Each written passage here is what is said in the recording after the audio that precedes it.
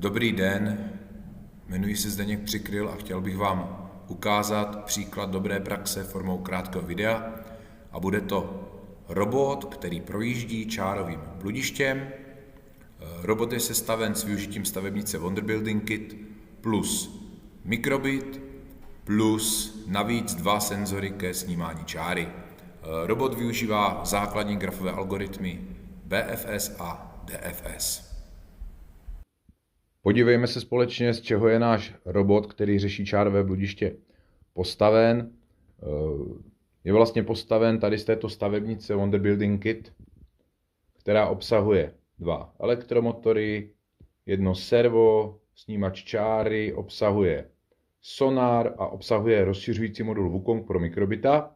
Tahle ta stavebnice je dostupná, stojí zhruba kolem 2000 Kč a z této jedné stavebnice lze sestavit mnoho různých robotů. Tady je jenom taková malá ukázka, co jsem zrovna našel tady v kabinetě. Takže chtěl jsem vlastně říct, že i z takto dostupné stavebnice se dá zajistit poměrně rozsáhlá výuka robotiky a programování. Tak, my si ukážeme jízdu robota po bludišti. Robot nyní se nachází ve startovním uzlu číslo 9 a jeho cílový uzel bude uzel číslo 20. A budeme sledovat, jak vlastně rekurzivně bude projíždět to bludiště. On má nastaveno, že nejprve jede na křižovatce vpravo, pak rovně a pak vlevo. A vždycky, když bude výjíždět z nějaké objevené části bludiště zpět, tak to je vlastně rekurzivní se vynořování v tom algoritmu DFS.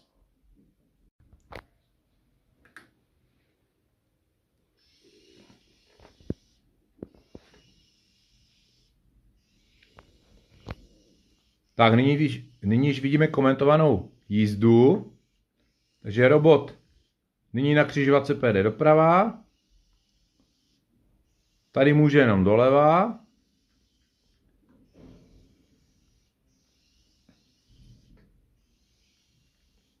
Tak postupně objevuje a ukládá si bludiště.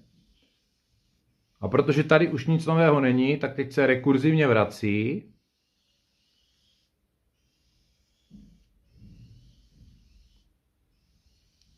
Opět pojedu do slepé uličky.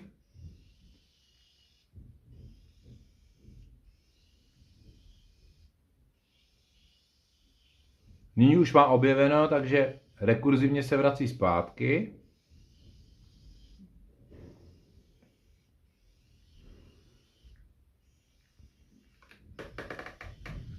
Cíl má nyní vlevo, ale on musí v první řadě celé bludiště objevit a zmapovat.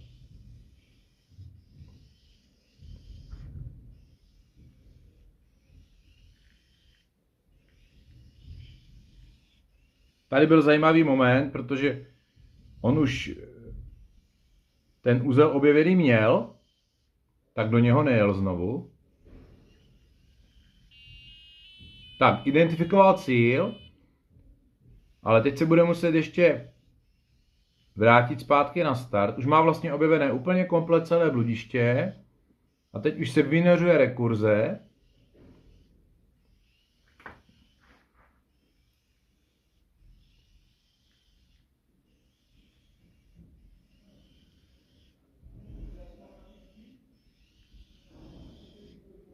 Tak, naprosto ukázková, bezproblémová, spolehlivá jízda robota.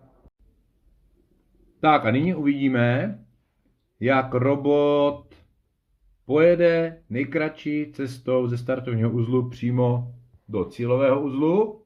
Akorát jsme si to nachystali na sebe tak nešikovně, že já ty nejkratší cesty vidím 2. Takže on samozřejmě je jedno, jestli tady na té křižovatce pojede vlevo nebo vpravo.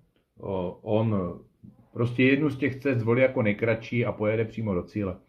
To znamená, už nebude to bludiště objevovat, už má prozkoumané, uložené v paměti, vypočítá si nejkratší cestu a po té nejkratší cestě pojede do cíle.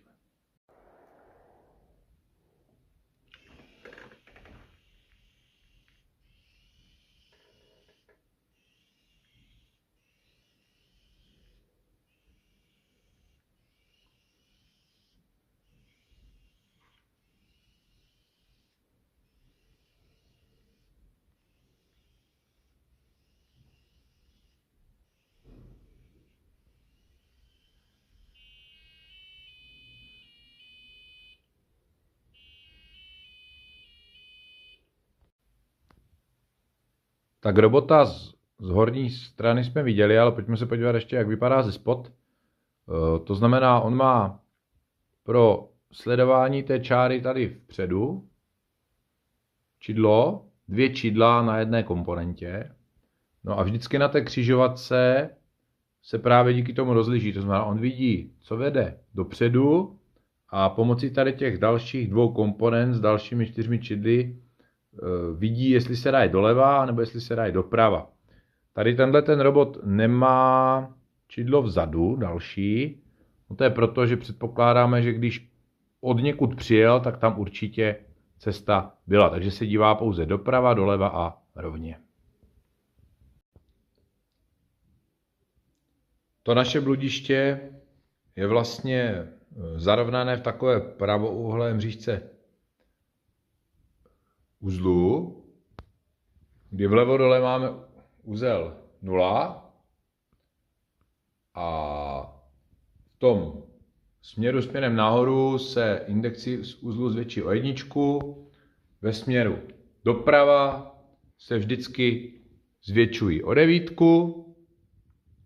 a můžeme si tak vlastně vytvořit libovolně velké bludiště.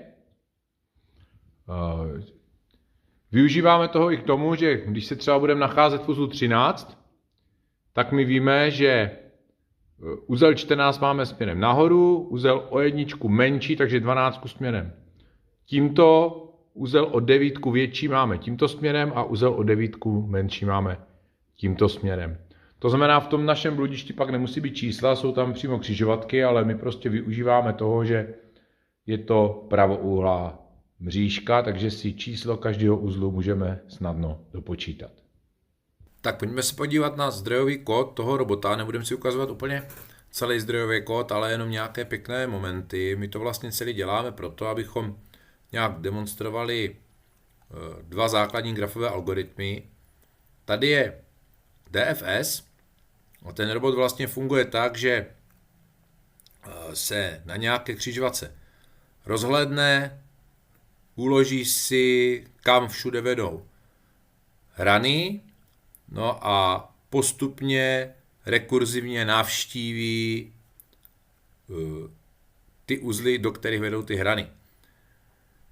Takže tady je to rozhlížení a potom vlastně ta funkce DFS volá sama sebe. No a když se vynoří z té rekurze, tak se vrací zpátky. Tady je to krásně vidět, že mi vlastně parametr funkce DFS je nějaké číslo z, z kterého prohledáváme. A když ta rekurze končí, tak my jedeme zpátky. To znamená, my se vracíme do toho, odkud jsme to spustili. A jakmile to prohledávání celé skončí, tak si z toho počátečního uzlu vypočítáme nejkratší cestu do toho cíle. No a tu si vypočítáme pomocí algoritmu BFS. Já jsem k těm grafovým algoritmům už něco natočil, takže tím se tady teďka nebudeme zabývat, to by bylo nadlouho.